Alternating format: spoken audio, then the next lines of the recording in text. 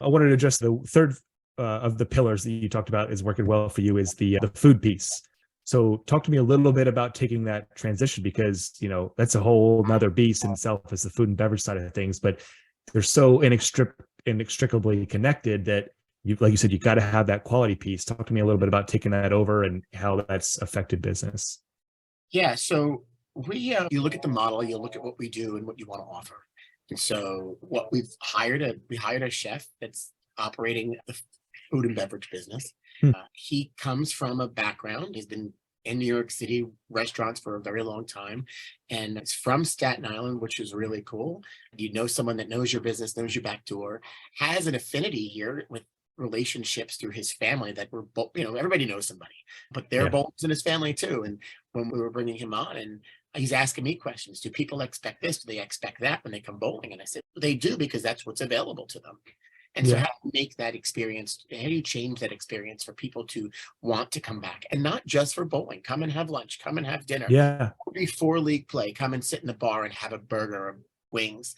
And so we've focused heavily on rebranding, new menu, fresh products, just something very different. And it's paid off. People are seeing it. It's always slow. Yeah. We're creatures of habit. I would go bowling and have pizza, and that was my thing. And so now we're trying to say, hey, look over here. There's magic happening over here. And how do you make that happen? And so Yeah. slowly but surely that's happening. And through our parties and events, they're certainly seeing it, because we're offering an array of different food. But our signature items have become our burgers. They're fresh patties from Pat LaFreda Meat Company, who's famous here in New York City. Hmm. Very simple. Chef will tell you that the meat should always be the highlight, and everything else that goes with it is wonderful. Hmm. To highlight the specific item. Right. Weights are another piece of our business. And we argued in the beginning, because bowlers don't like messy food. Guess what? Bowlers do Mhm. like messy food. Yeah. Right. Yeah. They'll figure out a way Serious bowlers don't like it, but your average bowler, they're to. sure. We've proven that to be false. I would agree. Yeah. It's funny. I'm watching men, women, everybody eat these burgers, and they're messy. It's a burger, but then Right. they're taking their napkins and they're still bowling. I'm like, all right, now Right. I find myself in the same boat. But I'll pick up my burger, a couple bites, and then I give up and I use a fork and knife. It's just that's no matter where Hmm. I am, that's always. And so I get made fun of too. But when you change that and make that part of the experience, make them want to come back and do more, and not just come in for bowling. We were Yeah. just come in, just bowl, not eat, maybe get a drink. Now that has flipped. So now in the bar, they're ordering food, they're seeing different things, like, wow. And then of course you switch it up with specials. And so chefs having a good time, and everybody else under them is saying, hey, we could do this. And lately it's been tacos. Jose Hmm. says, hey, let's do tacos. And one of the challenges currently is our space.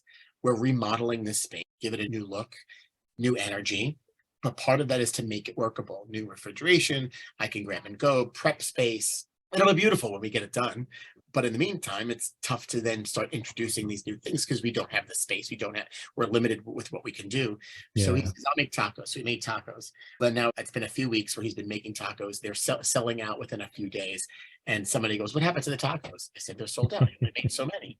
And then last week he didn't make any, he got yelled at. So then he made more. But it's just Right. one little thing that Mhm. makes people excited. And when I got yelled at by my own teammates that there was no tacos last Tuesday, I'm going, hey, get over it. Next week maybe there'll be tacos. But Yeah. it's good. It's good. It's exciting. You want people to be Right. excited. In the last couple of weeks, it's been that. So we had and it's all about promotion. It's all about storytelling. We don't do, as small businesses as a whole, not everybody does the best job at telling their story. Right. We thrive on that. We've spent 2 years doing live streams, talking with our customers while we were closed, doing all sorts of things through events, and it works. Storytelling at its best. How do you take those and use your local press, use whatever you can to then highlight that? And when people Mhm. see those stories, it makes them go, oh, wow. So we invite the local food editor, say, hey, we're doing this, and just come and check us out. And spent a whole day with us, and she bowled, she ate, but we've got this great relationship with her that everybody could have in their local markets. And so how do you capitalize on what's already available to you? And it's funny. So this St. Patty's Day happens to be the day that this article had been printed and posted online with some live video. People are like, oh wow, I just saw the changes. You've been bowling for a year and a half. This isn't new. But Right. it's amazing how people just go, oh wow, look what's going on at bowling alley. It's been Yeah, going on. So you have to tell your story. right. You are in charge of your own destiny. And if you don't tell your story, you're never gonna continue to grow. And Hmm. so important. And I tell people that all the time. Tell your story. And these businesses, these bowling centers around the country have a million stories that can be told. Some of them can't be told, It shouldn't be told. but lots of really good stories. And I can't Yeah. tell you how many times I hit up our sports editor and I say, hey, so and so, call him. And he's like, really? I said, yes. I've got a league bowler. She's going to turn, I think she turns 98 in a couple weeks this year. I'm a little off on the date, but she's been multiple times a week. Celebrate that, right? We celebrate with a birthday cake. Yeah. Make sure people know. And so just the little things. So when it comes to food, people today live in this world where they snap pictures of their food, Mm. and they're so excited, and we want that. And so we encourage that as well. So just a little piece adding on to that question there. Yeah, no, I love that. I think what you're highlighting is somewhat of an expectation within the industry that the food offering can almost stand on its own with bowling centers. And historically, I think it's been kind of under that. You're getting like a hot dog or some chips and a pretzel or something like that.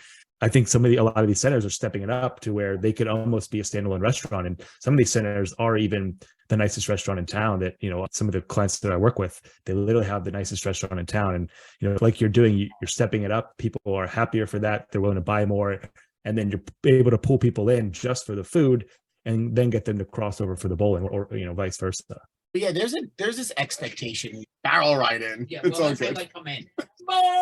Come on in, please do. I love it. So this is in every bowling center. This is nothing. Yeah.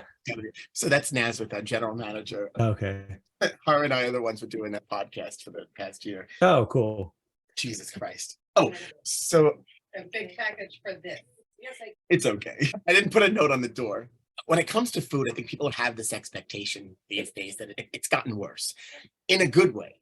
You want fresh food, you want more options, you want to have whatever it is you have, that the old snack stand doesn't work anymore. It's not the expectation. It isn't. I think it's the expectation when you go somewhere, I'm going to the bowling, I have, to your point, chicken fingers and fries, call it a day. But then when they see other offerings, wait a second. Yeah, because we're not just your bowling alley, right? We're not just your local bowling center. We are so many things to so many different people. And our mission is to fulfill that need and to provide that place for people to get away from everyday life. And if it's just walking in the door to have a burger, then great. I want you to have a good burger. I want you to have a good experience, whatever it is that you're coming in this building for. Right. And so you're getting away from everyday life, and how do you do it? But that expectation on food is because of this Instagram world where people are like, wow, look at this, and scrolling, and it's everybody's taking these amazing. And listen, I'm guilty of it. My Instagram is devoted to food. And I'm so behind in posting pictures, but I have all these drafts. I'm like, all right, about time. And I get yelled at, hey, you haven't been anywhere lately? But this expectation to deliver on that has grown. And one of the things at the Bowling Practice Association has done through their food and beverage committee is done some focus on providing education on what we can and can't do. And it's really simple. How do you take this one item that you have and make 5 things out of it?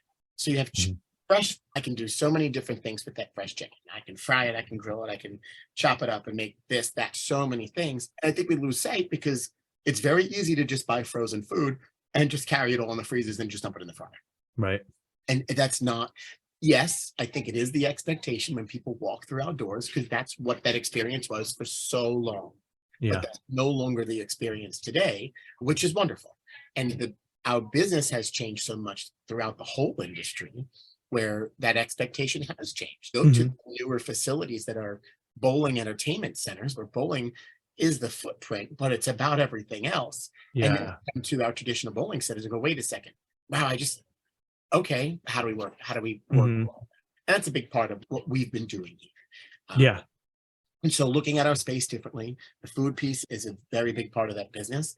And then diversifying. So I talked about utilizing your spaces, 48 lanes of inventory, which most people have no understanding, right?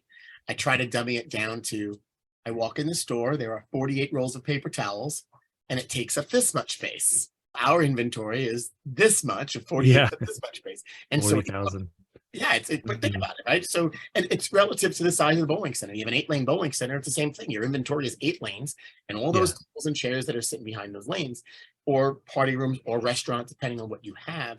Right. So how do you look at that and match we've been working towards adding more entertainment options. A full arcade is what's next, in addition to rebranding and redoing this kitchen space.